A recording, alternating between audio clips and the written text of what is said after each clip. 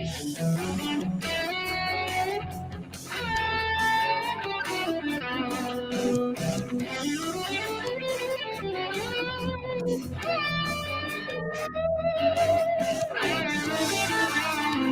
everybody. Welcome to our evening sportscast, Unscripted. We're so glad to have you here this evening. Every Tuesday, Thursday, we're here at 9 p.m. Eastern Time, and then on Saturdays at noon. Be sure to like and share us on Facebook. And if you're watching us on YouTube, make sure you like and subscribe to our page. We welcome all of your comments during the show. We'd love for y'all to interact with us. I'm your moderator this evening, Melanie. And we've got your analyst tonight. We have a special guest analyst tonight. We'll get to him in a minute. Let's see. Our regular guys are Jay McLovin. What's up, H-Town? Logan Landers. What up, everybody? Big Shaw. What's up? And then our special guest tonight is Robert Streit. He has a podcast with basketball, and we'll let him tell you a little bit about what he does. How you doing, everybody? Robert Streit here. I also go by Big Shot Rob. You can check out my podcast that I just started called Diamonds in the Rough. It's about the TBL basketball league. It's a professional basketball league. Right now they have the undiscovered basketball league going on. The basketball league is a professional basketball league. It's the third largest basketball league in the United States right now. It consists of, former NBA players, G League players, college players, prep school players. They play every other Sunday. Some of the teams are you have the team that I represent, that I do the work for, is the Louisville Leopards. You have the Syracuse Stallions. You have the Dayton Flight. If you'd like to check out more about the basketball league, you can go to their website, www.thebasketballleague.net, to check out more. And you can definitely check out more about the teams and look everything up. Look out for my podcast later this week. I'm gonna try to do it probably tomorrow, sometime this week. It'll be on my YouTube channel. I'll also be on StreamYard, so definitely be on the lookout for that. And I'll try to get that out to you. And definitely go on the website and check out more about the basketball league. There's a lot of diamonds in the rough in that league. So the next NBA star could be coming out of the basketball league or undiscovered basketball league. Definitely look out for that. All right. Hey, no doubt, Robert.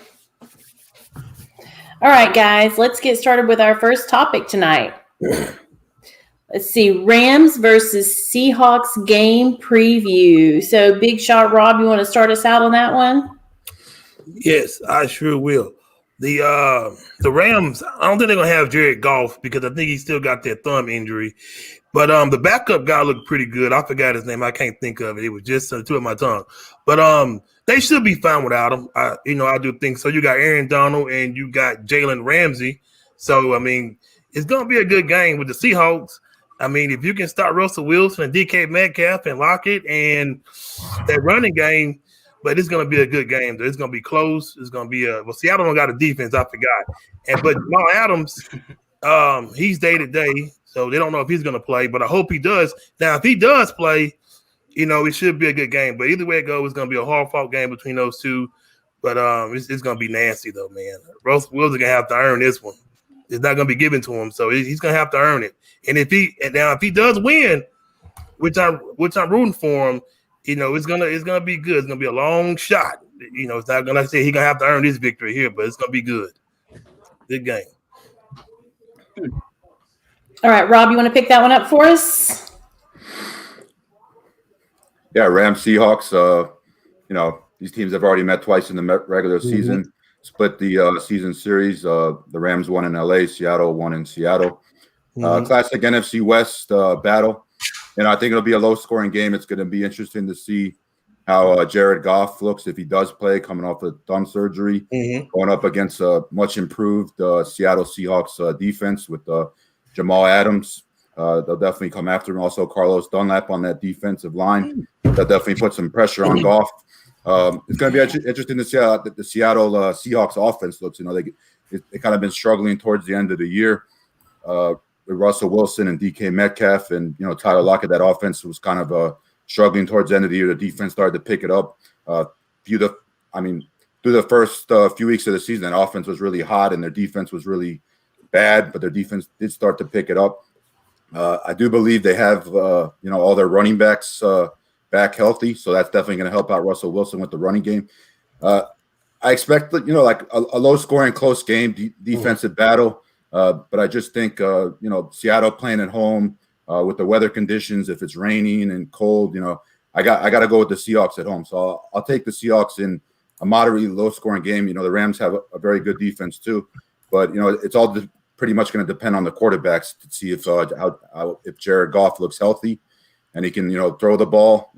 I think weather will definitely play a factor in that, but I'll take the Seahawks in a close game. All right, Jay, what do you think? Rams and Seahawks. Hey, first of all, big shot, Rob, man. Thanks for being on the show. I appreciate you, brother. You're welcome, man. Thanks a lot. Great to be here. Yes, sir. So now, unless the injury report I checked was wrong, the last time I checked the injury report, Goff and Cooper Kupp are both listed as being out. Now, I'm gonna tell you right now, if that injury status upholds, you could already guarantee yourself you got your two biggest stars out of the game. You got your number one receiver. You got your number one quarterback. For the only notable injury for the Seahawks is Olsen. Like you said earlier, they split the series, but when they split the series, they had their best quarterback playing the game, and now they don't even have that. Plus, they're playing it away. Now, for Seattle, you don't have Josh Gordon. Of course, I think he slipped up and did the juju, and now he's out. I guess he's going to be banned out of the league. Either way, he ain't playing. But you got DK Metcalf and you got Tyler Lockett, who really gives a dang. And that's to clean it up, really. So I see this game going down. I think if Darnold or whatever his name, if he puts pressure onto Russell Wilson, well, that's going to be that obviously will help out. And I think he will. Obviously, I mean that guy's a beast, but he's going to have to. I mean, to go up against the Seattle offense, he's going to have to do that. And I'll tell you right now, I do see it being a high score. I think it's going to be a good scoring game. I think it's going to be more like around the first time they played where it was 20-9. I kind of see that same type of score repeating itself. And I see these Rams taking a hold. I mean, I see the Rams taking the loss. Seattle's going to get the win, and they're going to move on to the next round of the playoffs. And that's just the way it's going to be. And I had 1:18 left. There you go. Hey, Logan, you want to wrap that one up for us? Yep, I got y'all. So Rams and Seahawks, I hate to sound like a broken record here, everybody, but I'm going to go with the Seahawks on this one as well. It's just the big quarterback situation. Is Jared Goff going to be able to come out there and play? The playoffs are starting, and you're going to have that extra rush of adrenaline. But you got to think, though, that's their franchise QB right there. And, I mean, if they have to go with their backup, I don't trust them going into this big game against Seattle, who's proven, time and time again to be a very solid team. Russell Wilson's been one of the most consistent quarterbacks since he's been in the league. He's been putting up stats left and right his whole career. And, he's got that experience being in a Super Bowl and everything. So, he's tested being in the playoffs, being a good quarterback in the playoffs as well. And it's going to be an interesting game. I do think that Aaron Donald, if he's going to have a great impact, that he's going to have to enforce his will early on in the game to maybe try and knock out Wilson. That might be a big blow for the Rams if they were able to get Wilson knocked out the game early. We'll have to see. But they really got to create a lot of pressure against the Seahawks offense, which we've seen. It can go for a large amount of points, guys. They have a lot of talent on that team, like you said, with Metcalf, with Lockett, and with the rest of those guys over there doing their thing on the offensive side of the ball. If Jamal Adams is going to be 100%, that's also going to help out their defense tremendously. We know how good of a player he's been ever since, he came into the league. So we're going to have to see how this one goes. It's really just a battle of who's going to have the least injured players and which of those, potentially injured players are going to play and which ones are going to be on the bench watching. So we'll have to see. But overall, to wrap things up, I'm with everyone here in agreement here about the score. I think it's going to be kind of like in the low 20s, maybe high 10s. I don't see this one going out for a 40-10 type of game, not at all. I do got the Seahawks winning this one. I see them putting about 20. I'll go 28. I'll give them a little high 20. I'll go 28 for the Seahawks. And I'll go 28-21. That's my final score. I got the Seahawks winning. All right. And one thing I wanted to mention, you got the DK Metcalf versus Jalen Ramsey matchup. That should definitely be a hell of a matchup. I want to ask you guys, who do you think wins that matchup? Because I think Ramsey's going to be shadowing Metcalf the entire game, and those guys, definitely have respect for each other. It's going to be a physical matchup between those two. Yeah. Who do you think gets the better of that matchup, Ramsey or Metcalf?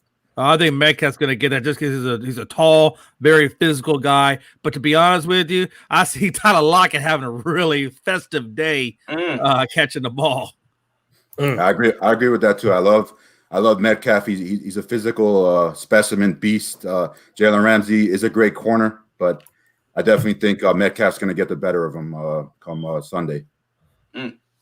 Yeah, I mean, I'm with you on that, Rob. I think it's going to be like a 75-25%. I think Metcalf's going to get a big play, but for every other play, I think Ramsey's going to get a pass knocked down, or he might maybe get an interception. So it's going to be a fun matchup. But I'm with DJ. I think that Tyler Lockett's really going to break out with all the heat being on Metcalf. So we'll have to see how that coverage is going to be, how they're going to have to play that. It's going to be interesting. And real quick, when DK is on, he has a big day. But because, like we said earlier, because Patrick Ramsey is going to be on him, he's still going to get his catches. But I'm telling you right now, Tyler Lockett's gone off for some huge games, very close to 200 yards a couple of times. So I'm telling you, this guy is explosive. And just because you put pressure on DK, and DK is going to get his. But Tyler Lockett, I'm telling you, you watch that matchup, Tyler Lockett, I guarantee he's going to go off. I got Jalen Ramsey. Jalen Ramsey's the man. I'm telling you. But I mean, DK gonna get his and Jalen gonna get his, but it's gonna be back and forth. But I think Jalen, I mean, the dude is good, man. He's really good. So I got Jalen for this. Yeah. Don't forget about my guy from the U, Greg Olsen. He might have forget about Greg Olsen. Get a touchdown in the red zone or something. Don't forget about Greg Olsen, the old timer from the U. He's gonna get his too. A guy. I met him a long time ago at I think at Marlins. No, it wasn't him. I met Jeremy Shockey at Marlins Park. I love Jeremy Shockey. I love him. Yeah. Man. Yeah. Yeah, good dude. That's another topic for him. I miss Jeremy Shockey. Yeah. Yep. That dude was wild, man. Dang. Hey, Mel, make sure we got that trash meter up. Oh, yeah. Trash meter. Yeah, let me get the full screen here. There we go. Oh, come in. Oh. All right. So we got a few topics on here, so we'll be sure to get that one up. Just waiting right here. Got my trash meter. Okay. Oh, yeah, I know you do, girl. Oh, man. All right, guys, let's see. The Bucks versus the Washington football team game preview. Rob, will you start us out on that one? All right. So we got Tom Brady going up against a good defense, the Washington defense. I was kind of hoping the Eagles would win on Sunday against Washington, but they had to bench Jalen Hurts and put in the guy Nate Sudfeld. I wanted to see Tom Brady go up against the Giants again. It would have been interesting and nice to see Tom Brady go up against the Giants and have a chance to beat them, but it didn't happen. So he's going up against Ron Rivera and the Washington football team. It doesn't even have a nickname. They're still the Redskins to me. They should have never changed the name, but they got in the playoffs. So we got Tampa Bay and Washington. I heard Mike Evans was day to day going into this game with the injury, but he didn't have any structural damage with the knee. They did the MRI on the knee, no structural damage. So Mike Evans is day to day. He's going to play. I can't see a guy like that missing a playoff game like this. He's waited his whole career to get in the playoffs. Mike Evans will be good to go. That Tampa Bay offense will be good to go. And I'm going to go with the Buccaneers on this one. Too much offense, too much Brady. The Bucs have a good defense too, but out of the two teams, the Bucs have the better offense and more weapons. So I got to go with the Bucs. I do think Washington could make it a game if Alex Smith can do something and Antonio Gibson. But Tampa Bay just has too many weapons on the offensive side. Brady has too many weapons. Mike Evans, Chris Godwin, Antonio Brown, the running backs, Ronald Jones, Leonard Fournette. Just way too many weapons. I got to go with Tampa Bay. I can't see Tampa Bay losing this game. Bucs. And it could possibly be a close game, but I think the only way Washington could make it a game and keep it close is if they keep it a low-scoring game with their defense. I just don't think they have the offense to be able to keep up with Tampa Bay. If Tampa Bay gets up early, game over. It's over. It could be a blowout. Wouldn't be surprised. Bucs, Tampa Bay. Only Florida team in the playoffs. Got to go with the Bucs. All right, Jay, what are you thinking about that? Hey, before I begin, Brandon Herrera, man, good to see you listening to us tonight, man. Enjoyed seeing you up on the comments section. And apparently he's not trash. He's a big shot. Well, we got a few more trash coming in there. You know, them guys ain't No, trash. you know. They call them trash. Bucks Washington. You know, hey, look. First of all, this shouldn't even be Washington. This should be Bucks New York Giants. You know why it's not Bucks New York Giants? Because Mr. Peterson decided to take his starter out and put in Mr. freaking Irrelevant. Yeah, Mr. Irrelevant took over the damn rest of that damn game, and that's why. And that's some bullshit. And I'm not even a New York fan, but that's some, and I hate using my French, but that's bullshit. And if you're a New York Giants fan, you got an absolute legit complaint. If you're a Philadelphia fan, I'm sorry that your team and Mr. Peterson did that to you. Because it should have never happened. Y'all should have beat the Washington team, and that should be the Giants. But that's neither here nor there. Bucks going to win this game. Philly going to have, or actually, they shouldn't have been there. Bucks, you know, they got the better receivers. They got the better running back. They got a better quarterback. I mean, everything about the Bucks is just better. It's just better. You know, Washington's defense, they're going to Chase Young. He's going to have to put pressure on Brady. Everybody knows if you don't put pressure on Brady, he's going to pick you apart. You saw it when you saw it. The best example of that was when the Atlanta Falcons and the Patriots were in the Super Bowl, and up until that halftime, they were putting pressure on him, and they were controlling it, and Tom Brady had nothing. And then when that second half started, they took the pressure off of Brady, and he just picked them apart. And that's why the Atlanta Falcons didn't win that Super Bowl. So, Mr. Chase Young, they brought you in here for this specific reason to put pressure on the quarterback, and that's exactly what you got to do if you even have a slight chance to beat these Buccaneers. And, yeah, that's what I got. All right, Logan, how are you feeling about that one? Hey, I'm feeling like Tom Brady's going to have a nice day. I mean, look, he age just doesn't define him at all. He's 43. He's thrown for over 40 touchdowns this season. Absolutely freaking phenomenal. The Benjamin Button of the NFL, as everyone likes to call him. The dude is just phenomenal. Also, you know, Rob, you were mentioning a lot of the key players for Tampa. But one that I think we all need to look out for is one of Tom Brady's favorite guys in the whole wide world, that big tight end, I forgot Rob Gronkowski. Yep. Your fellow Rob. Mm-hmm. So, man, because we've seen what they can do in the playoffs in many years past back with the Pats. And Gronkowski, he can be a force to be reckoned with. He's hard. He's almost impossible to guard, just how freakishly athletic and all he is, man. So I expect Gronk to have a big game too. I mean, you also, you know, they have so many offensive weapons just on that whole team. Brady can go to anyone. And Jay, you brought up a good point too. Atlanta lost that game because they just couldn't get pressure on Brady. If you give Brady more than, I'd say, like maybe 3 or 4 seconds in the pocket, he's going to eat you for breakfast, lunch, and dinner, and even have some dessert left over. So you got to get to him. And we've already seen the headlines coming out, guys, about how Chase Young and Brady are going at each other. So I'm curious to see, will Chase Young get a sack? We'll have to see. Time will tell. But that's going to be something I'm going to be looking out for, is that can the O-line for the Bucs hold up, and can the Washington defense apply some pressure? And I think that if they want to win this game, Washington they got to get a turnover or two. That would be key for them to get a victory. Alex Smith, we've seen just an amazing comeback story he's had this whole season. I know his wife made his knee brace into like a Lombardi trophy, so that was pretty cool. But I think that I do think that the Bucs do have the better team on paper, and just overall this season they're too dominant. They got too many weapons, and you can't ever count out Tom Brady in the playoffs. We see how many rings he got on his hand. So I'm going to go with everyone else so far. I'm going to stick with the Tampa Bay Buccaneers to win this game. I think they're going to win by about – I go with 2 touchdowns. That's the score. They're going to win by 2 touchdowns. All right, Shaw, you going to make it unanimous for us? Yeah, I'm going to make it unanimous. But, you know, for the Buccaneers, man, you know, Antonio Brown going to be the wild card. I've been telling everybody this since yesterday, because everybody don't want to rack my nerves about it. I say Antonio will be the wild card for the Buccaneers. He's playing well, and Tom Brady got him some money, some big money. So that's going to be pretty good to see. And Chase Young, hey, if Chase Young get loose, and he will put pressure on Tom Brady, that guy is very good. He is very, very good, and I love him. But it ain't going to be enough to beat him, but he's going to put pressure on him. Now, if Landon Collins was there, but he's out. If he was there, I'd say Washington would have a fighting chance. not because he came from Alabama.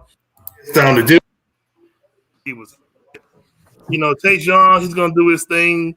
I think he had about 2 sacks, but Tom Brady is absolutely amazing, man. If you let that man get time in that pocket, he's gonna kill you. Even if you blitz him, I've seen plenty of games with Tom Brady been getting blitzed, and he still kill you. So the wide receivers, he don't have enough, to beat them, man. It's gonna be a nasty game, and it's gonna be nothing but trash anyway. I'm not even gonna watch it. It's gonna be the game I'm gonna skip. I'm even gonna watch this nasty game because Tom Brady for a touchdown. There's your first trash. And look, if they win, they're going to the big dance. I got my money on the Buccaneers. If they win, hey, nobody's gonna stop. Who's gonna stop Tom Brady? I don't think nobody can. He is the man. But he's not my MVP though. It's Aaron Rodgers. I'm sorry to get off the subject, but it's Aaron Rodgers. Yeah, go Buccaneers. It's gonna be 40. It's gonna be in the 40. And one more other thing, that coach in Philly should be fired. The whole coaching staff needs to be fired in Philly because why do you take out Jalen Hurts and put this bum in the game? Do you see the players' faces on the sidelines? Yeah. I'm like, what? Yeah, I think somebody should get fired for that. That's just crazy. That's just crazy. That's stupid. It's just freaking crazy. It was. No, it was ridiculous. It was ridiculous. I definitely agree with that. I want to see the Giants get in the playoffs so bad because my mom's a Giants fan, and I want to see Brady have a chance to beat the Giants. He didn't do it twice in the Super Bowl. And he would have got a chance with Tampa Bay. Obviously, speaking of Gronk, who I forgot to mention, believe it or not, Rob Gronkowski is actually from the Buffalo area. He was born in Amherst. So the town of Amherst here in New York. I've been to Amherst many times. So definitely rooting for Gronk. He's got my name, so how could I not root for him? And speaking of Chase Young, I don't know if you guys know this, but if you were watching the game on Sunday night, the Eagles Redskins game, I don't know if you heard the announcers talking about who Chase Young reminds them of. They said Chase Young, with his leadership and qualities, he's a young Ray Lewis. So he's going to make his name in the playoffs. I hope we don't kill nobody then. Yeah. now would be the time to get your Ray Lewis on going into this big playoff game. But I think he's going to have a great career. He looks good so far. I love his leadership. It remains to be seen. Maybe he could be the next Ray Lewis. Who knows? I'll say Lawrence Taylor. One thing real quick. It's one thing. Hey, it's one thing to tank, right? Because, there's a few teams out there that are kind of slightly, tanking. But it's nothing that's be blatant about it. And when he did that, when he put in Mr. Irrelevant, that was just like, he might as well just call the Philadelphia Tankers, man, because that was like the most blatantest tankingest thing I've ever seen in my life. It just taints the game of football. It just puts that ugly taste in your mouth. They did that because they hate the Giants. That's all. They can't stand the Giants. They hate them. What's up, man? But you got, hey, Mr. Bradley. Hey, you saying that game won't even be close? No, it won't. It won't. Don't even watch it. And one thing, I just hope it's not as bad as the Bucks Lions game, 47-7. Please don't give us a 40-7 blowout. Like 2 touchdowns. Okay, I can live with that. Not 47-7. Please, no 47-7. Right? Take it easy on them, Bucks. You get up by that much, all right, you're good. You already won the game. Rest the rest of the way. Rest for the next round. Mm-hmm. Pretty much. All right, guys, we're moving on. Oh, yes, ma'am. Okay. Hey, this is my friend James from back home. We grew up in the same neighborhood together.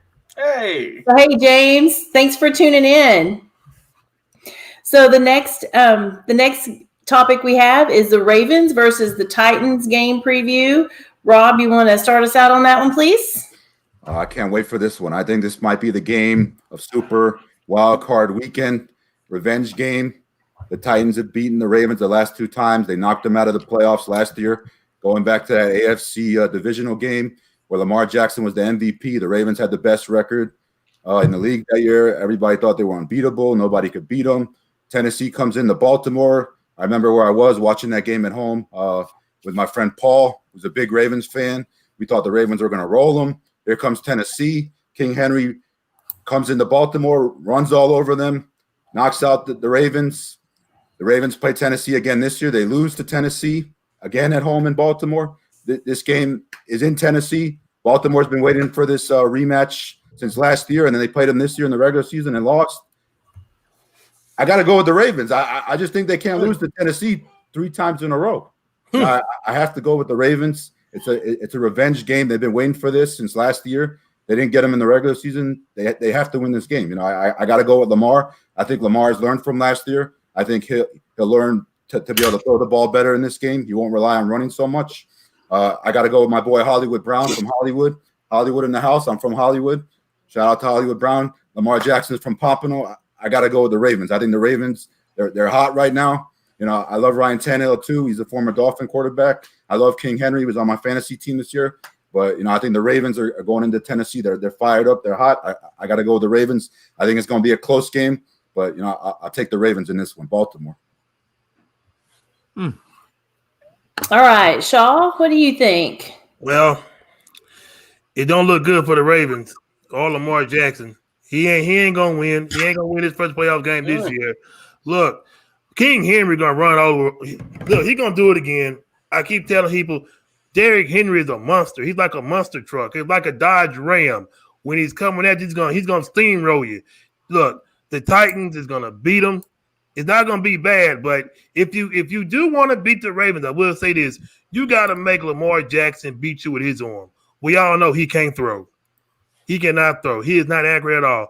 But now, if you get him out that pocket, it's another ball game. He'll kill you with his legs. But that arm, make him beat you with that arm. Put pressure on him. All you got to do pressure on him. Hey, but if he get running with those legs, he's gonna be hard to beat. But he can't do it all day. But King Henry, man, the dude is amazing, man. I love seeing him play. He's the Bama man, one of the greatest running backs I've seen come through that school. But on Baltimore, who can stop him? Y'all got rid of C.J. Mosley. They got rid of him, which I wish they wouldn't done, but they did. But it's going to be a good game, though. It's not going to be a beating, but it's going to be a pretty good game. And Ryan Tannehill, no interceptions. Please, make me look good. Make me look good. Do not throw no interceptions. Please. But back on the Ravens, one more thing I'll say about the Ravens. Now, if Lamar Jackson, if he had an arm, I always say this about him, if he had an arm, oh man, dude would be amazing. He'll be amazing. But he just can't seem to get that accuracy down pat. But my game of the week, I want to go upset. My game of the week is the Buffalo Bills and the Indianapolis Colts. That's my game of the week right there. Bill Mafia will be out. They will be ready to go. Go Titans. All right, Logan. Yeah, Shaw, you hit the nail on the head there, buddy. That's right. I got to see Lamar do something. He's got to prove me wrong. His last 2 playoff performances were not that impressive. Jay, I'm going to throw a stat out for you that I know you're near and dear to your heart, the quarterback rating, something that you always talk about on the show. His career quarterback rating in his 2 playoff games, very small sample size, 68%. That's not going to get it done, man. That is not good. Completion percentage also just a tick above 50. You got to be able to throw a little bit better than that in the playoffs. I do think he's matured a lot, though. We've seen that he is still a great quarterback in this league. There's no doubt about it. Mm-hmm. Like I say, he's already been on the cover of Madden. He's got MVPs. He's got trophies. And he's going to be getting a lot more. But, man, he's just got to be able to throw the ball a little bit better. And if he can do that, I think the Ravens will get the win in this one. As long as he can play just better, honestly, as long as he can be more accurate, as long as he can get some good completions and clutch completions as well, because that's also been another knock on him is that he's just not been a clutch player, then he can right the ship a little bit. And I think that he has all the ability in the world to do so, but we'll have to see. I feel like if he loses this one, then you'll see, a lot of the media start coming down even harder on this guy already at such a young age, man. You might be like, well, he's a solid, player in the regular season, but come playoff time, he's nowhere to be found. So we'll have to see. But as for the Titans real quick, I love that team's amazing, man. They're a really good team. King Henry, I think, is the best running back in football, hands down. Over 2,000 yards this season. Absolutely phenomenal job. Stiff arming people out the freaking stadium. So he's definitely a force to be reckoned with. Yeah. And the Baltimore's got to be able to stop him. That's a key in this game. If you can stop Derrick Henry, you can stop the Titans, I think, because Tannehill is a very good quarterback. But we all know that offense goes through the king. And so I think that if Baltimore can have a good defensive game against Derrick Henry, and if Lamar Jackson can have a pretty solid game without any turnovers, because that's also a key as well. Yep. In his 2 previous games, he's had 3 touchdowns, but he's also had 3 interceptions. So if he can have a clean game with, I'd say he might even get away with 1 interception. But if he can have a clean game with no interceptions, have a better completion percentage and quarterback rating for our boy Jay, then I do think the Ravens will get this one, and I'm going to pick them to get the win in this one. Lamar Jackson's going to get his first playoff win. Silence some of the doubters. I do think it's going to be a close game, though. And it's going to be more of an offensive showcase for these guys. I could easily see it being a 30-something point game, and I'm ready to see this one. So I'm going to go with the Ravens in this one, and that's my selection. All right, Jay. Yeah, Mr. Bradley, he says that Henry is like watching Bettis. To a certain degree, I think he's like watching Bettis because, but Henry is Bettis on crack. I mean, for however good Bettis was, Henry's like Bettis on crack cocaine. That's how bad Henry is. He's a bad freaking man. Here's the deal. Baltimore Ravens, last time they met, it was 30-24 in overtime. I think it's going to be a flip this go around. I think Tennessee is going to come out and win this game, and I think it's going to be a close game, obviously. But with the Ravens, they're very one-sided. It's very run dominant with a little bit of passing thrown in. Jackson's got 2,700 plus yards, 26 TDs, and 9 picks. But he's also the leading rusher with like 1,005 yards and 7 touchdowns. So you stop Lamar Jackson and you stop the Ravens because they have no run game outside of him for the most part. Brown's got 709 yards receiving with 8 touchdowns. But I will tell you this: the X factor for Baltimore is going to be the tight end Andrews. That's going to be their X factor. If they can, if the Ravens can get Andrews involved in the game, because when he's involved, that team wins every single time. But they're going to have to get Andrews involved in order for the Ravens to have a shot at winning this game. Tannehill's got 3,800 yards, 33 touchdowns, 7 picks. He's destroyed it in the pass game. But Henry's got 2,027 yards and 17 touchdowns. That's ridiculous. 2,000 freaking yards. A.J. Brown's got a little 1,000 with 11 touchdowns. It's just ridiculous, man. I tell you what, if you look at the last 5 games, the Baltimore Ravens, their biggest team that they played was Cleveland. If you look at the Tennessee Titans, they played both Green Bay and Cleveland. They've had a little bit tougher schedule. So I will say this: I think it's going to be a close game. But because Derrick Henry because the Tennessee Titans are so much more balanced than the Baltimore Ravens are, that's why I'm going with Tennessee in this one. And I think it's going to be a close game, but Tennessee is going to pull this one out. Can't be mad at All right, that. guys. No. Okay, Bears versus Saints game preview. Rob, you want to keep us going on that one? Bears versus Saints. I feel like the Bears were lucky to get in the playoffs. They got help from the Rams. Mm-hmm. I thought it was going to be Arizona. Obviously, Kyler Murray didn't finish that game. I got to go with the Saints in this one. Just too much experience. Drew Brees could possibly be a blowout. Mitch Trubisky, just doesn't have the experience. The Saints should be getting all their running backs back. They didn't play in the last game. I got to go with the Saints. I know the Superdome is probably not going to have any fans. I like the Saints big in this one. I don't even think it's close. The only way the Bears really have a chance is if they keep it, a low scoring game.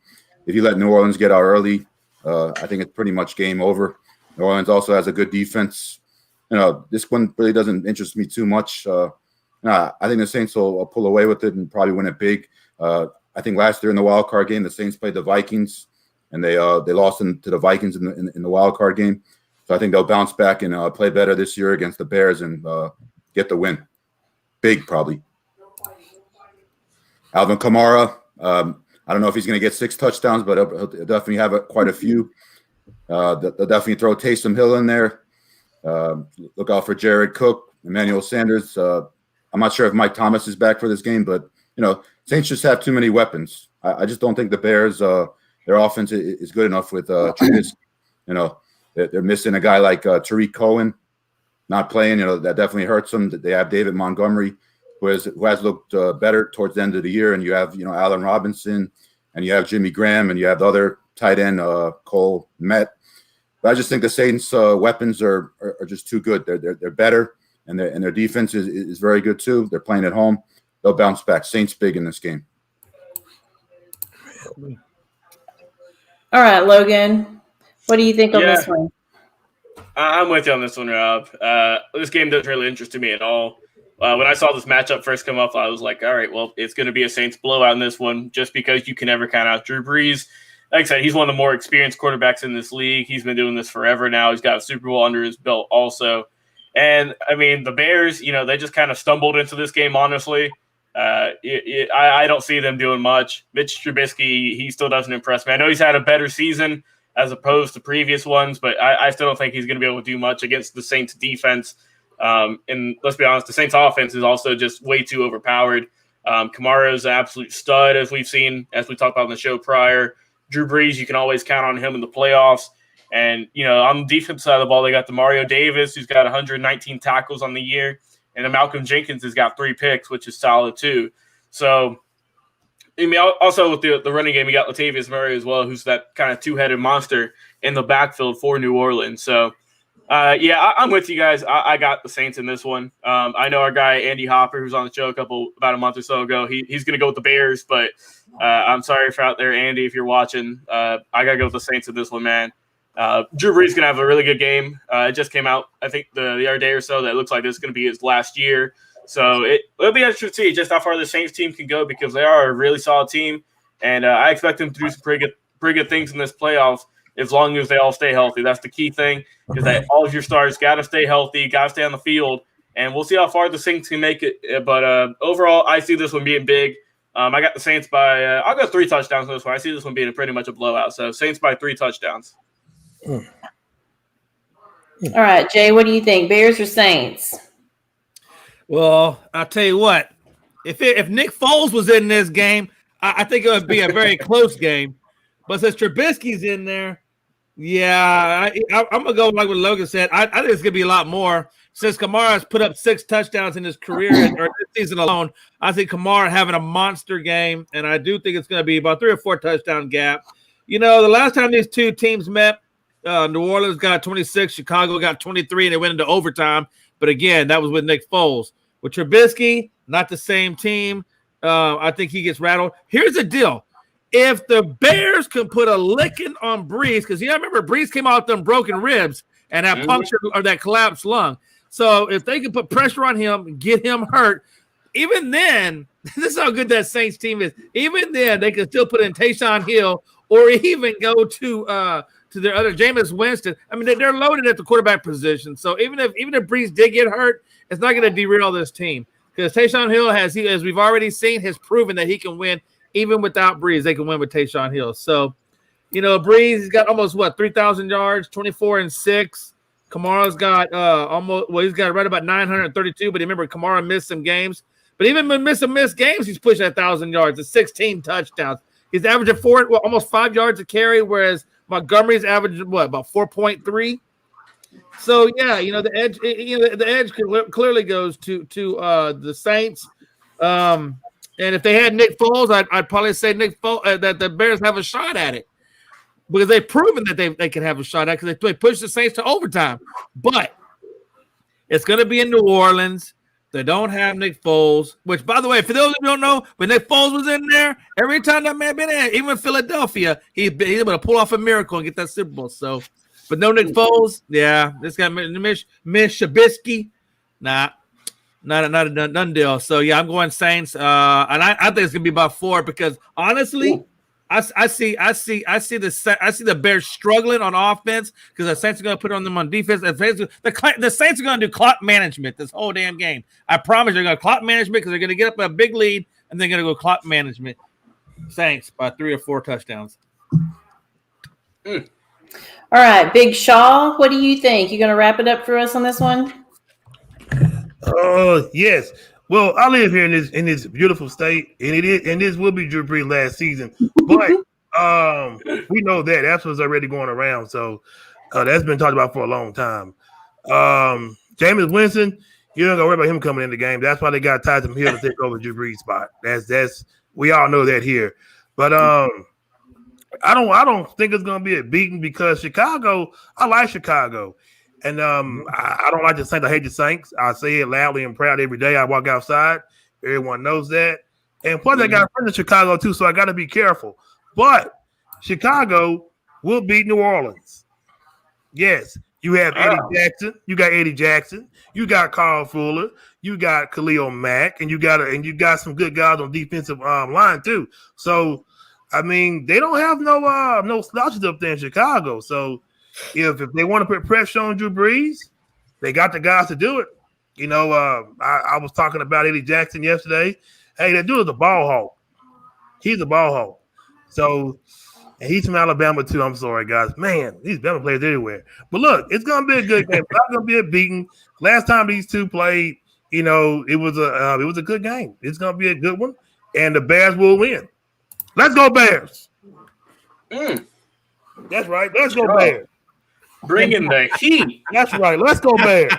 The mustard of the Midway. They're gonna show you. Let's go, Khalil Mack. Let's get them. Hit them ribs. Hit them ribs one more time. Seeing Drew Brees out as a loser. Who that nation's not happy with you. No, yeah, I'm about to say. Shaw's not a fan of the I got the Bills Mafia behind me, though. I'd rather Bills Mafia than the Saints Nation. Yeah, see, you even got James Bradley chime in asking if you for real, Shaw. Oh man, I'm for real. Oh man, the Bears. I'm picking the Bears. I hate the Saints. I won't pick the Saints. If somebody said we get $1 million to go for the Saints, you might as well keep it. Hey, Shaw.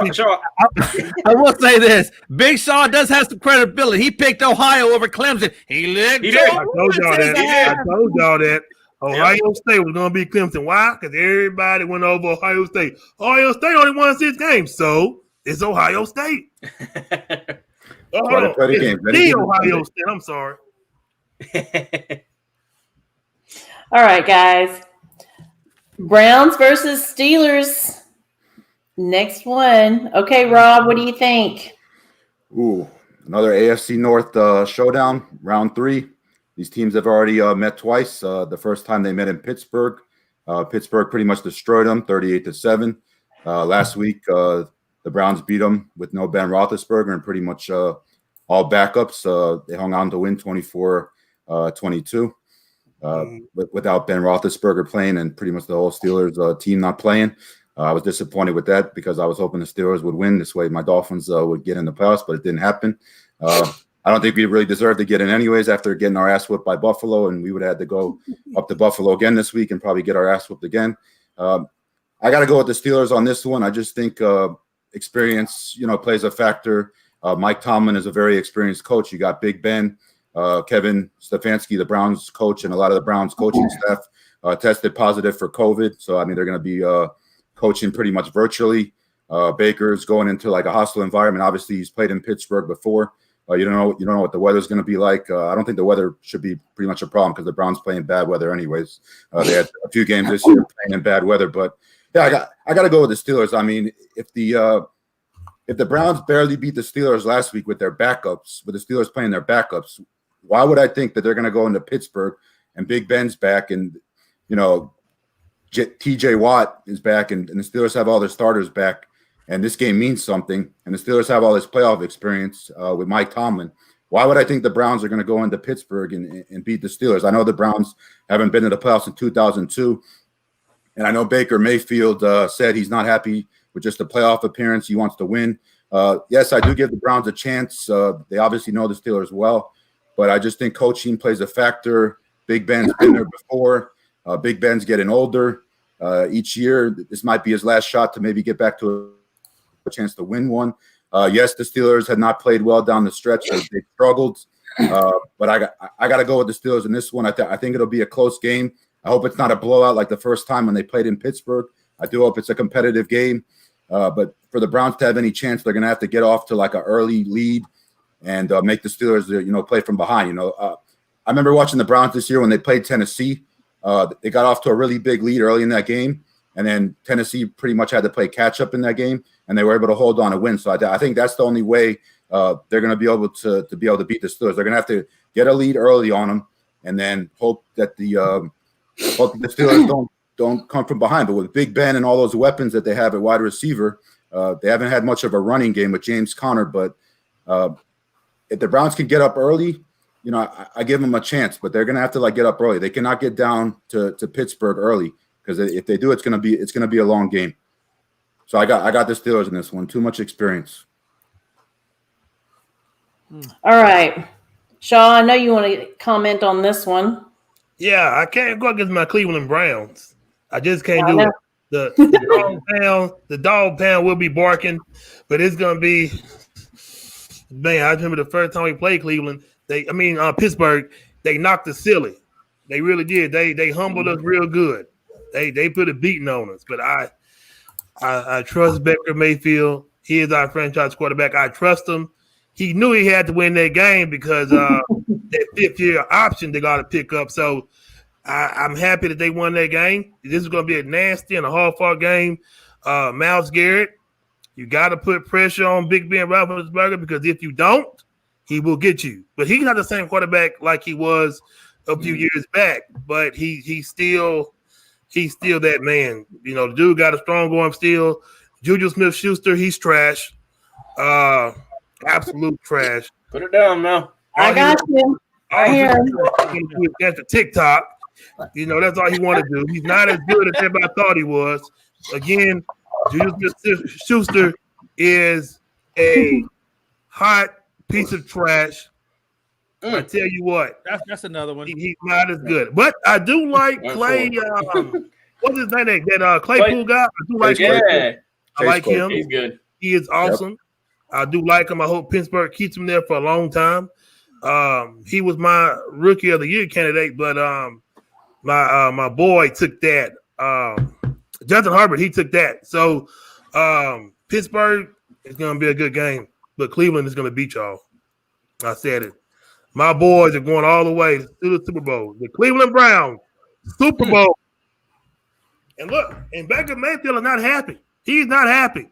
He wants to win more than the playoff game. He wants to win the whole show. And if he does, man, I'm moving to Cleveland, Ohio. But I will say this. We do got the best fans in the world. But, again, it's nothing like the Bills Mafia. Man, they be wrestling on tables. They be going through tables. They're going to do that this weekend. They're ready. They're pumped. I want to be a part of the Bills Mafia. You fit in perfectly. Oh, man.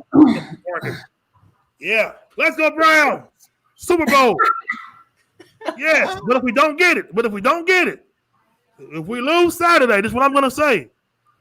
Everybody is getting fired. Everybody has to go. This is just be a tragic mess. If we lose, everybody needs to get fired. Okay? Everybody needs to get fired besides Baker Mayfield. That's it. But I love Ohio. Don't get me wrong. I love Ohio. There you go. Big Shaw James calling you an underdog fan. That's right. That's right. I'm an underdog fan like Ohio State was the underdog. And I called that. That's right. The Browns rooting for Cleveland. Yeah. All right. All right, Jay. What do you think here? Browns or Steelers? Man, it's gonna be Browns, and I'm gonna give you a few reasons why, man. Mayfield, that man is pumped. He's ready to plant the flag right square in the middle of Steeler Nation. He'll do. Mayfield, he's almost at what, 4,000, close to 4,000 yards, 26-8. Chubb, and Chubb we trust. The man's averaging almost 6 yards a carry. And then you got the other guy, what is it, Hunt? So you got Chubb and you got the Hunt. I mean, these guys are a 1-2 punch, like a severe 1-2 punch. These cats ain't playing. Not to mention you got Landry with almost I think he's got like 840 yards. He's not doing too bad. He got 3 touchdowns. But Chubb, man, I'm telling you, they're going to run this ball all day. Baker Mayfield is going to find Higgins, Cooper, Nagochu, Peoples-Jones. I mean, he's got lots of receivers that he can go through that aren't named Odell Beckham freaking Jr. Look, man, But everybody's talking about the Steelers and the last time they played the Cleveland. But you know what? This ain't the same damn Steelers team. I don't know if y'all been watching football lately, but the Steelers, right before they put in Rudolph, they were losing. They were getting their asses handed to them. Hell, even Dallas Cowboys almost beat them. And I regress. Big Ben's throwing for about 3,800 yards, 33 and 10 interceptions. Connor's got about 721 yards, 6 touchdowns. Johnson is their main guy. Johnson, Claypool, Smith-Schuster. All three of them guys are going to have to step up and play their role. So Schuster's going to have to make sure he catches the ball. He's been dropping a lot of balls lately. I'm not happy with Smith-Schuster. Claypool, that guy is a touchdown magnet. Johnson is a yardage magnet. But honestly, man, I'm telling you right now, as I stand here before you, these Browns, woof, woof, woof. They coming to play, baby. And I hope Steeler Nation don't put out that product like they put out against the Dallas Cowboys when they almost got their butts beat, because they going to take you to town, baby. All right, Logan. Yeah, let's get into this. So the Browns they're COVID-ridden. A lot of their coaching staff got hit with it. Their head coach, Kevin Stefanski, is not going to be able to call the game this week. So I do think that will impact at least their explosiveness a little bit during this game. I'm sure it's going to play into the mindset of all the players not seeing their main guy over there on the sideline. I know there's a few other coordinators that aren't going to be there as well. And they also said that there's a player or two of significant value. They didn't say who it was specifically yet, but I'm sure that's going to come out in the next day or so. So hopefully it's not, Baker Mayfield or any of the running backs. We can hope for that. Or a key player on their defense too. So we'll have to see when that comes out in due time. But, the Steelers are – I'm going to steal you from you, Shaw. The past couple of weeks, the Steelers have been trash, and they have not looked like the team of old like they were. Guys, remember, we were talking about them earlier in the season, a couple shows back, when they were undefeated, thinking, who would go on – what would happen first, man? Would the Jets get a win, or would the Steelers go undefeated? We were talking about that. The Steelers were hot. They were red hot, the best team in the NFL at that point. And, man, they have cooled off like some ice. Roethlisberger, he's still a good quarterback, don't get me wrong, but his arm's not there anymore. He's lost a lot of that strength. All those surgeries have finally caught up to him, but you can never count out on him, man. He's like Brady. When you get him some time in the pocket, he will destroy you. So if you're Cleveland, like you're saying, Myles Garrett and all the other guys on the defensive end and, some of the linebackers and whatnot, they got to be able to pressure him, because we've seen that he can get a few injury bugs here. He can get a small nick, and that might hinder his game. And also, the Steelers have tended to play down to their opponents seemingly week after week. I mean, look what happened with Cincinnati. No one thought, that Cincinnati was going to get that win, and they looked dominant over the Steelers a couple of weeks ago. So I think I'm going to agree with you, Sean. I'm going to agree with you, Jay. I'm going to go with the Browns in this one, guys. That's right. And, they do have the deck stacked against them with their coaches being out and, a player that's not going to be there. I do think that if Baker Mayfield does play and he's not the one with COVID, I think that him and Nick Chubb and everyone else, Kareem Hunt, they are going to lead the Browns to a victory for the first time in forever in the playoffs. And I'm hoping for it too. Because like you said, Shaw, the Browns have an amazing fan base, probably next to – I'd say next to the Raiders and then next to the Bills Mafia. Those are the only two that I think can rival it. But this is a heated rivalry we've seen for years on end now, and happy we're going to see it play out in the playoffs for the first time in ages. But I'm going to go with the I guess you could call it the slight upset in this one. I'll go with the Browns in this one. I think they're going to knock off the Steelers. And, hey, props to whoever's going to be the head coach. I think they're going to get their first win coming up this week. Heck yeah. And one thing I wanted to say about the Browns Steelers, it's hard not to root for the Browns, everything they've been through. My heart kind of wants the Browns. My head tells me the Browns have some great players, and obviously Jarvis Landry, I'm rooting for him, a former Dolphin. They have David Njoku, who went to the U. They have Harrison Bryant, who went to FAU. So, I mean, if the Browns win, congratulations to them. I'm happy for them that they won a playoff game. They made the playoffs. I mean, they deserve to win a playoff game. It's against the Steelers. I know they haven't looked good, But I mean, they might save their best for playoff time, so you never know. But I mean, if the Browns win, congratulations to them. I'll be definitely happy for the Browns, everything that franchise has been through and their fans. So I'll definitely be happy for the Browns that they're able to go into Pittsburgh and beat the Steelers. Oh, so you ain't gonna like this comment. Even though I picked the Steelers, it's all good. Cleveland, I still love you. 3 hours from Buffalo. 3 hours from Buffalo, Cleveland is. Maybe we'll get Browns Bills in the playoffs. Who knows? That'd be nice. That'd be a good one. I'm looking at that one now. Oh man. Yeah. All right, cool. All right, we're down to our quick topics now. Yep. Alabama versus Ohio State. Rob, you got an opinion on this one? Huh? Yep. Rob. Well, my heart wants Ohio State. My head is telling me Alabama. I pretty much hate both teams. I've hated Ohio State going back to the 2002 national championship game with Willis McGahee when they injured him in his knee, and going back to that pass interference call. I've hated Ohio State since then. I thought Miami should have won that national championship game. We deserved it. And Alabama's been the dominant team in college football for God knows how many years now with Nick Saban. So I'm sick of them winning. So I want to say Ohio State, but I don't know. I think it's going to be a close game. It's really a toss-up either way. I think on ESPN I picked Ohio State 41-34.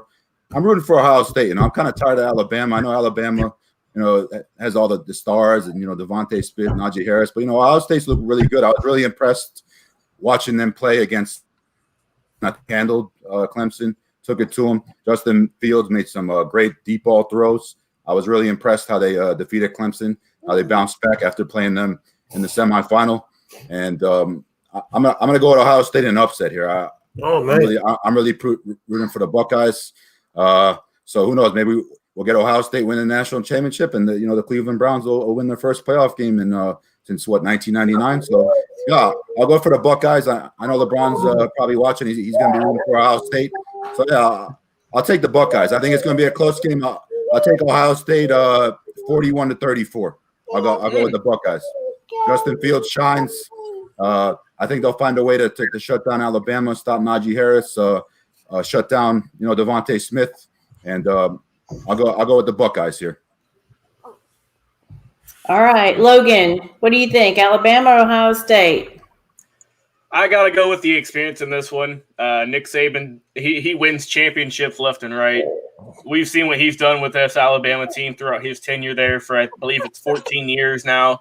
He's absolutely turned that program around into an absolute dynasty for years on now. Always get the top recruits, always get the best players. I guess got a Heisman winner there with Smith, man. Man, I got to go with Alabama this one. Ohio State was very impressive in their win versus Clemson. They was put up a 50-piece against them. But I got to go with the experience edge to Alabama with Coach Saban. And I just think they got too many weapons. Mac Jones, Najee Harris, Smith, of course. They also got, great defense as well, Patrick Surtain. And I think that it's going to be a good win for Alabama. I got them up by – I'll give them a 2-touchdown lead. But I'm going to go with the Crimson Tide, rolling into another national championship. And that's who I got in this game. Roll Tide, baby. All right, Jay. God, every time I heard somebody say Roll Tide, I just want to vomit. I'm not even a Bama fan, by the way. No, I know. I'm not saying that. I'm just saying, it just goes to the primitive point of, man, Bama, Bama, Bama, Bama. Everything is Bama. I mean, I was supposed to have peanut butter and Bama. I mean, you got Ohio, Alabama. Alabama has 3 Heisman candidates. One of them got it. It's just I see this. Jeez Louise. They're giving up what? I think Ohio's got 43 points. But they're giving up 21. Alabama gets 48. They give up 19. I mean, they just give them in both categories, both points garnered and both points allowed. I don't see how they're going to. I mean, excuse me. Ohio did have an impressive game, just like Logan had said against Clemson. They're going to have to do that same exact game against Bama. They're going to have to duplicate that game against Bama, and that's Nick Saban-led team versus a Dabo Swinney-led team. I love Dabo. I love Dabo a lot, but Nick Saban is just like the head guru of everybody, and that's like the Bill Belichick of college. And I'm gonna say this: Alabama does have a weak secondary, so Ohio is gonna have to exploit those secondary opportunities because every chance they possibly get. Because I guarantee you, Nick Saban-led offense with that much star power is gonna put it on their defense. So Ohio's defense is gonna have to put it on them, and Ohio's offense is gonna have to come out and be straight up star-struck people playing the game. Also, we have another comment from Mr. Bradley here, and Jay talking about your glasses. I don't even know where to go with that, man. Melanie loves them. I'm okay with it. Your glasses do have it. They do have a glare on them. They do. You do have a glare on your glasses. Just slightly. Wait, real quick. Let me see that. Let me see them eyes. Hey, hold on. There we go. Oh yeah, you got them. You got them. Oh, I'm coming for you. I'm coming. All right, Big Shaw. I know you want to wrap this one up for us. Yes, I've been waiting. Yeah, I've been waiting. Alabama, you can take Najee Harris away all you want. Y'all must forget who they got in the backfield. Bama is stacked. Them guys are stacked at running back. Najee Harris. It's not gonna mean nothing. You can take Devontae out too. They got stacked wide receivers. So y'all seen it in the game against who we played last week, Notre Dame. Y'all seen it all season. We ain't, you can take them guys away if you want to. Mac Jones, he's awesome. I just don't trust that backup quarterback we got. So if you take Mac Jones away, we're gonna lose. But Ohio State, listen, and Jalen Waddle, he may play Monday in the championship. So I think he's clear to go. So if he plays Monday, Ohio State gonna be in trouble. Real big trouble. Hey Jay, what about them stats? They don't worry about them stats. This is gonna be offensive firepower in this game. It's gonna be touchdown after touchdown because we have no secondary. Even my daughter said we don't got a secondary in Alabama. They're gonna look. Fields is gonna eat us up. I'm telling you. And everybody talk about Surtain. He's the best quarterback in the nation. Look, go back and look at all these games. I'm a Bama fan. I'm one of the biggest Bama fans out there. But listen, he got burnt, in a lot of games this season. And that's right, baby. She just said, yeah, he got burnt in a lot of games. This is going to be a nasty game. It's going to be touchdown, touchdown, touchdown, touchdown. So that's all I got to say. Bama's going to win. Kick Ohio State's butt. But I love Ohio. I'm sorry, but I love Ohio. But we're going to win. All right, moving on, looking at the future. The next coach for the Jets, the Jags, and the Chargers. Rob, how do you feel about that one? Well, for the Jags, I was hearing Urban Meyer, talks to Urban Meyer possibly being the next Jaguars head coach. He hasn't really commented on what he's going to do yet because obviously with his health. As far as the Chargers, I know they just fired Anthony Lynn. Gase got fired for the Jets. I haven't really heard too many things. I don't really know, a lot about like who's going to get hired. It could be maybe somebody already on the coaching staff. But we'll see what happens. But Urban Meyer for the Jaguars would be a good hire for them. And obviously, they draft Trevor Lawrence. That would be good for the Jets. I don't really know who could be the coach of the Jets. And the Chargers, I thought Anthony Lynn did a pretty good job over the 4 years. Obviously, this year, was pretty bad. That loss to when they played the Patriots where they got 45-0, I think pretty much put the nail in the coffin for him to get fired. They didn't have a bad year. They were in a lot of close games. They lost a lot of close games this year. Herbert definitely had a great year. Set the record for passing touchdowns for a rookie year. He had a great year. But it wasn't enough to save Anthony Lynn's job. But they were in a lot of close games. If they would have made a couple more plays down the stretch, they would have won some of those games with the Jets. I honestly thought the Jets were going to go 0-16. They kind of surprised me, beating the Rams in LA, and then the next week beating Cleveland. I know Cleveland, without all their wide receivers, they definitely surprised me with that Rams win because I know I picked the Rams that week in Eliminator Challenge. So that definitely surprised me, but. That's going to be interesting to see. I think the Texans were considering. I forgot who the Texans were considering hiring. I know they had Romeo Crennel as the head coach. They had somebody else who the name was, but yeah, I don't know too much about the Jets and Chargers candidates, but the Jags. We're looking at Urban Meyer, but obviously he has to weigh his health options, whether he wants to coach in the NFL. With his health, because his health has been a problem going back to Florida and Ohio State. So would he want to be able to take on the responsibility of being a head coach in the NFL since he has all this college experience? The NFL is a lot harder. It's a different league than college. So we'll see what happens. I think Urban Meyer would be a great fit for the Jaguars, but he's probably going to discuss his options with his family as far as his health and see what he wants to do. But it would be nice to see him step up to the professional level in the NFL and coach the Jaguars, see how he does. I would definitely give him a shot. All right. Yeah, it looks like James had to get back to work. Thanks for joining us. We're glad you tuned in. So let's see. Jay, what do you think about these coaches? What's coming up next? So for the Jets, I'm looking at Jim Harbaugh, honestly. A very nice coach in Michigan, but I think Jim Harbaugh might come up to the plate if offered the job. He likes the limelight. He's had success in the NFL with the 49ers. Obviously, he went 36-11 in 3 years. He's been to the he went to the Super Bowl in year 2. Was 49-22 with Michigan, so he's definitely got a winning mindset. Jets got roster flexibility. They got he has a headstrong personality. They got about $80 million in cap space. He can pick his own quarterback. The guy could write his own script in New York if he takes the job. With the Jags, I know Urban Meyer is pretty much linked to it, but I think if he doesn't take it, I think Arthur Smith, the offensive coordinator out of Tennessee Titans, could take it. He's got good draft picks. He's got the number one. He's got the number 1 pick. He's got $100 million in cap space. GM is brand new and can get off to a fresh start. He's great at doing a balanced attack, and he can get playmakers involved. And lastly, the Chargers, I got Eric Bieniemy. Just because of his attention to detail, he makes sure every player is solid at their position. You know where you stand with him. He's not going to mince words with you. And 31.5 points per game is number 1 in the NFL by Eric Bieniemy. And he's got great cap space to rebuild the O-line.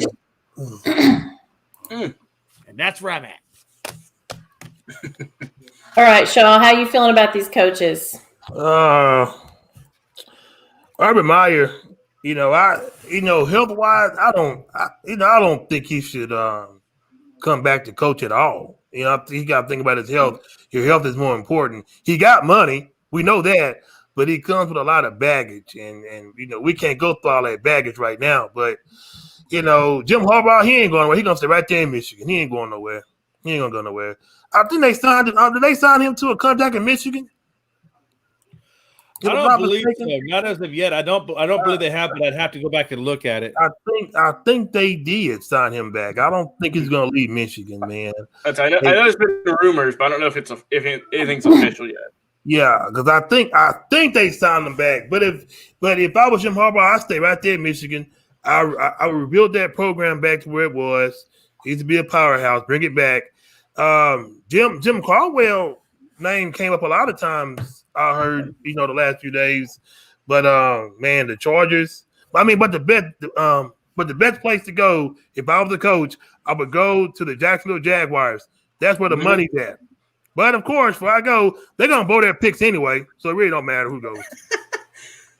They're gonna blow it because they're trash. They're trash. There you go. He got 2 trashes, Melanie.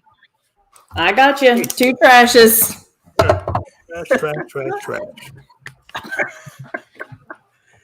Oh, Shaw, you're too much, man.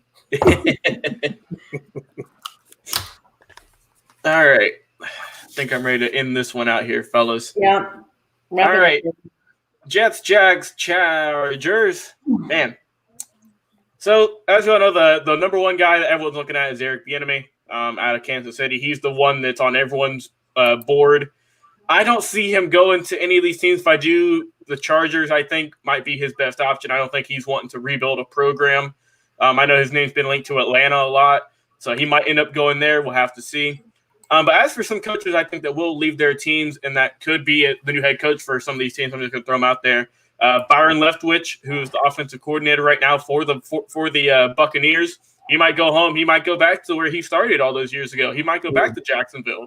And he's a young coach, too. I think he's in his late 30s, early 40s. So he's still he's a young – I think he would be one of the youngest head coaches in the NFL if he does take up that job.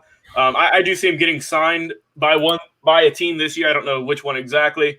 Also, another name that's been thrown up there is Matt Eberflus, the defensive coordinator for Indianapolis. Mm-hmm. He's been linked to a few teams.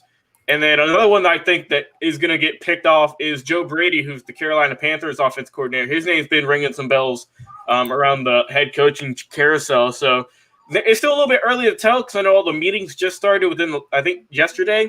So there's still going to be a lot of interviews, between – I think there's 7 or 8 teams that are looking for a coach. We just had to list a few of them. So there's a lot of options for the guys I listed and that you all throw out there that they have a lot of options to go to if they want to, be the next NFL head coach for a franchise. But it's going to be interesting to see. But if I had to pick one, I think that will leave. I'll go with Byron Leftwich because I know he's getting a lot of shine. And also Bieniemy, that's pretty much a lock at this point. He's going to go to a good team. Yeah. Mm-hmm. Yeah, what they wanted to say about Jim Harbaugh. Yeah, I don't think Jim Harbaugh is going to leave Michigan after the year they had. Obviously it was a COVID year. I agree with you guys there. I think he stays at Michigan. Yeah, he tries to rebuild that program. I can't see him bailing on Michigan like that. His alma mater to go back to coach the Jets or any of those teams, Chargers, Jaguars. Like he's going to stay at Michigan. Mm-hmm. I think they got to beat Ohio State one of these years. So I mean, he'll stay at Michigan and I think they got a good recruiting class too in Michigan. I think. So it's it'd be good to see Michigan come back, to where they used to be. Hey, man, they used to be a powerhouse, man. College football is always better when you have Miami good because going back in the day, Miami was the convicts. Yeah. When you have Michigan good, Notre Dame, those type of teams. Florida obviously is good. Like when you have those teams good, when Miami's good, college football, feels right. Colin Cowherd, I remember said it on his show. He was talking about when Miami's good, it feels like different because, Miami brought that swag, Miami brings that swag. So when Miami's good, they got that swag going on. I'm hoping the Hurricanes get back next year and, Oh, yeah. They got a good class, too. They got a good class. Yep. The Hurricanes coming back. So, we got our quarterback coming back. Miami should be good next year. He's been there for 1,000 years. One thing about Miami, though. So, we'll see what happens in the national championship game. But Miami's first game next year, guess who they play? Who they play? Alabama. We're gonna spank them. Alabama, and I think it's in Alabama. Yeah, spank them. So, we'll see. We're gonna we'll see what happens, right? We need games like that. Actually, we need games like that. Last time I think Miami played Alabama, going back, I remember they played them in the Sugar Bowl. Gene Stallings was the head coach back then. Miami, I think, was undefeated going into that Sugar Bowl game, and Alabama won the game, so they deprived Miami of that national championship. So we need games like that. There's a little rivalry between Miami and Alabama. They did play in the Sugar Bowl. So, yep. It'll be good. I'm gonna watch that. Hey, all right, guys. We got through all topics. I like it. Hey, guys, you didn't talk about the Bills, though. What happened to the Bills-Colts game, man? We need to talk about it right now. Hey, it went on the Google Doc, so we'll just throw it up. We'll just throw a quick prediction up right quick. How about we do that? He's not had a Bill Mafia coming at me. We'll throw something quick up. All right. Right now, I'm gonna go first. Hey, I got obviously Bills over the Colts. I'm gonna tell you right now, Phillip Rivers was trash in the playoffs when he was with the Chargers, and he's still gonna be trash when he goes up against the Bills. And he ruined LaDainian Tomlinson's chances of ever getting a Super Bowl ring. I'm just gonna put that out there. Bills all the way, all day. Bill Mafia, powerhouse. Yeah, I gotta go with the Bills. I mean, I'm living in Buffalo now. I'm surrounded by Bills Mafia. I know Frank Reich, the coach of the Indianapolis Colts, has history with the Buffalo Bills. He was the backup quarterback. If you remember, back in the day, he led the comeback when they played the Houston Oilers. I believe they were down like 35-0 in that game. I remember watching that game, and he came back, and that was like one of the biggest comebacks in playoff history. So he does have history with the Buffalo Bills. He was the backup quarterback to Jim Kelly. He knows the organization well. But, Buffalo's been waiting for a home playoff game since 1995. There was no Bills fans at any games this year. They're letting 6,700 fans in to go to the game. I got to go with the Bills. Even though I'm a Dolphins fan, they're in my division. I got to go with the Bills. Bills Mafia. Buffalo's had a great year. I'm impressed by Josh Allen. I love Stephon Diggs. I think Stephon Diggs has made a huge difference with his team. Josh Allen just flings the ball to him, and he catches it every time. They got John Brown back. That definitely helps. You got a speedster, and then Cole Beasley will be back for this game, the slot man. Mix it in with the running backs. My boy Devin Singletary, shout out to FAU. You got Zach Moss. You got the tight ends. You got Dawson Knox. You got Tyler Kroft. Buffalo, big, probably. The only way Indianapolis can make it a game is if they keep it a low-scoring defensive game. I just think I agree, Jay. I agree with you there. Phillip Rivers is too old. He's had his chances. He got to the AFC Championship against the Patriots when he was with San Diego. I thought they were going to win that AFC Championship game. Marty Schottenheimer was the head coach back then. I think they went like 14-2 that year, and they lost to the Patriots. He's had plenty of chances in the playoffs. Hasn't gotten it done. I think a couple years ago they went to New England. I thought they had a good chance to go into New England in the divisional round and beat the Patriots, and they lost that game. I can't see him going into Buffalo in these conditions with the weather. Indianapolis they're a dome team going into Buffalo. Who knows what the weather's going to be like? It's going to be cold. You got to go with the Bills, right? Buffalo. Yeah. How long did they wait for the playoff game at home? Come on, Buffalo, Bills Mafia. Yeah, I'm with y'all. Bills all the way. They're going to powerbomb the Colts through a table out there in Bills Mafia. We're going to be seeing a lot of riled up fans, and I'm looking forward to it. They deserve a win. It's been far too long since they've been enjoying some success, and they've looked really good this season too. Josh Allen, early on in the season, he was a candidate for an MVP trophy, so he's had a very good year. Finally proved his worth, I think, to a lot of the doubters out there. They got a really rock solid defense as well, and I think they're just going to have too much firepower for the Colts team. Bills Mafia all day, every day. I'm gonna get them to win in this one. Shaw, in this one out, bro. Who you got? Oh, the Buffalo Bills. Oh, yeah. The Bills Mafia's not going to come get me. But I will say this, though. I like Phillip Rivers. He's going to the Hall of Fame because he got the stats. I think he's going to Bills last year, too. So, Bills Mafia all the way. That's it. MVP. Oh, MVP? MVP for the year. Who you guys like? Oh, I got Aaron Rodgers. All right, going with the most popular pick, huh? I think that's what everybody's expecting. Outside of Rodgers, Mahomes is still my boy, man. I'm not a Kansas City fan by anybody, but man, Mahomes is just. How do you overlook that? I mean, how do you just? Because he's all right, man. But Mahomes, man, come on, man. Yeah, he going to the Super Bowl. He don't need to win nothing. He gonna win the Super Bowl. Everybody's winning MVP. Mahomes know he's going to Super Bowl. He know he going. It's in his face. Tell you what, he's making a really good candidate, or who's up and coming. Is that Josh Allen? That man, eventually, at some point, he gonna be at the top of the spectrum. But he got to wait for Mahomes to retire first. He will. Hey, I'm just saying, man. Josh Allen's definitely underrated. He had an underrated year. I think outside of Rodgers and Mahomes, the sexy picks that you got to go with. I would go with Derrick Henry or Josh Allen. Yeah. I think they deserve it the most. And you really got to look at most valuable player. Like sometimes we get the award confused. We kind of give it to like most outstanding player. So I think you got to go with Aaron Rodgers because you take Aaron Rodgers off the Packers. What are they? I mean, I would probably put Derrick Henry second. You take Derrick Henry off the Titans. Like, what is that offense without him? I mean, come on, the guy rushed for 2,000 yards this year. Yeah. 8th player to rush for 2,000 yards. I mean, obviously, Mahomes means a lot to the Chiefs. You take him off the Chiefs. So, and then Allen with the Bills, you take him off the Bills. So all these guys are deserving of the award. I mean, honestly, to tell you the truth, I think they should all share it and just they should make it a 4-way tie for MVP. You know how hard it is to go in the league and go for 2,000 yards. Honestly, all these guys have had deserving years, though. They've all had deserving years, so it's hard to pick one. So whatever the voters pick, I'll be happy with it. I'm just saying, I think Josh Allen's had a great year, underrated. Nobody expected him to play like he did. We all know what King Henry could do.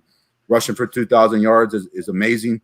And, we already know Mahomes and Rodgers, the State Farm boys. We already know what they're capable of. But, it would be nice to see guys other than that win the award. But, I mean, it'll probably go to Rodgers or Mahomes, one of the two. Probably Rodgers most likely. But, I mean, who knows? We'll see. just like Devontae Smith wasn't supposed to win the Heisman because of the wide receiver. It's supposed to be a quarterback award right now. That's how Derrick Henry is, man.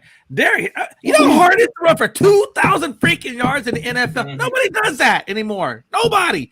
Not fastest back in the day with Jamal Lewis and them around. I mean, the guy's a bowling ball, man. How do you not give it to that guy? I mean, the feat of 2,000 yards is so hard to obtain as a running back because all the wear and tear on your body to begin with. Man, he doesn't get hurt either. Like he really gets hurt, he misses games. Like every other running back gets hurt. Zeke Elliott gets hurt. Derrick Henry is he's a machine. He's like LeBron James. I mean, he doesn't get hurt. It's going to be interesting to see how the rest of his career turns out if he gets hurt. The guy is like built. He's a brick shit house. I mean, 6'3", 250. I mean, he's a human bowling ball. When that guy's coming at you full speed. When that guy's coming at you full speed, you get out of the way. It's the same thing with LeBron James coming down on a fast break. You get out of the way. That guy, I wouldn't want to be tackling that guy. The Ravens got a task ahead of them. They can't stop him. They're in trouble this week. I already know that. King Henry will definitely be ready for that game. But if the Ravens cannot stop King Henry, they have no chance against the Titans. You got to make Tannehill throw the ball and stop King Henry and let Tannehill try to throw the ball and beat you because Tannehill isn't consistent. He's proven that in the past with the Dolphins. He's throwing interceptions. The key to beating the Titans is you have to stop King Henry. And the only way doing that is hopefully you throw your body in front of him and he trips on you because you try to tackle him like normal people and he gonna put you in the hospital. Yeah. All right. Yeah, I'm with you. I think Rodgers is gonna get it. I looked up Louisville stats here, and it says that each previous MVPs for a quarterback that's thrown at least 48 touchdowns has got the win with that trophy. Dan Marino got it 84, Manning in 04. And in 13 when he had 55. Tom Brady had 50 touchdowns in 07. And then Patrick Mahomes had 50 in 2018. And I got to give that – I'm going to give it to Rodgers too just because he's had a phenomenal year. In a year, let's just be honest, guys. Remember when the draft happened, we thought he was going to get replaced soon.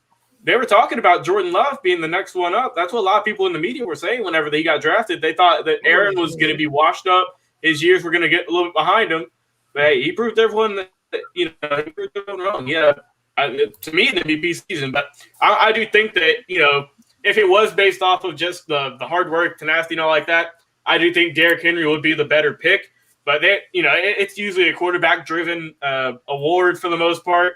We saw with Devontae Smith got that win in college for the Heisman. That was a nice win for non-quarterback players. But I think the NFL they're going to stick with their boys. I got Rodgers getting the MVP in this one. Is it almost like a smart move for the Green Bay Packers to draft Jordan Love? Because you know what? Ever since they did that, I think it lit a fire underneath Aaron Rodgers' butt. And I think that's why he went out there with the mission to prove something. And you know what? Maybe at the end of the day, it just shows you how smart and psychologically that the mindset of the Green Bay upper echelon was to do that, to make him go out and play like that. Now look out there. They're probably going to be in the Super Bowl at some point. Another guy that gets overlooked for MVP, and he's actually on the same team as Rodgers, is number one wide receiver, Devontae Adams. You take Devontae Adams off that team. What a year he's had. I mean, I drafted this guy in fantasy. This guy can run all the routes. You could put him in the slot. You could put him outside. Big physical receiver. I think he led the league in touchdown catches this year. I think he had like 19. He's developed a great rapport with Aaron Rodgers, similar to the one he had with Jordy Nelson and also Randall Cobb. These guys are going to be around for a long time. Devontae Adams, he's a beast. I mean, you can argue outside of maybe Tyreek Hill and DeAndre Hopkins and obviously Julio is falling off. In my opinion, Devontae Adams is the best wide receiver in the NFL right now, the most complete wide receiver. He can run all the routes. You can put him in the slot. You can put him outside. He's big, physical. He's fast. I love the guy. I mean, I drafted him. I think I drafted Derrick Henry number one with my fantasy pick, my running back. But then number two, I went with Devontae Adams. So, I mean, I love that guy. He had a great year. I hope he does well in the playoffs. Yeah. And one more thing about Devontae Smith winning the Heisman Trophy this year. We'll see if in back-to-back years, because last year Joe Burrow won it and LSU won the national championship. We'll see if the trend continues with the Heisman Trophy winner being on the national championship team. But I don't think it's happened too often where the Heisman Trophy winner ends up winning the national championship as well. It doesn't usually happen. And in NFL, I don't know how often it happens, with the regular season MVP winning the Super Bowl. So I mean, we'll see what happens. It's going to be interesting. Oh, absolutely. I agree with you totally. All right, Miss Mel.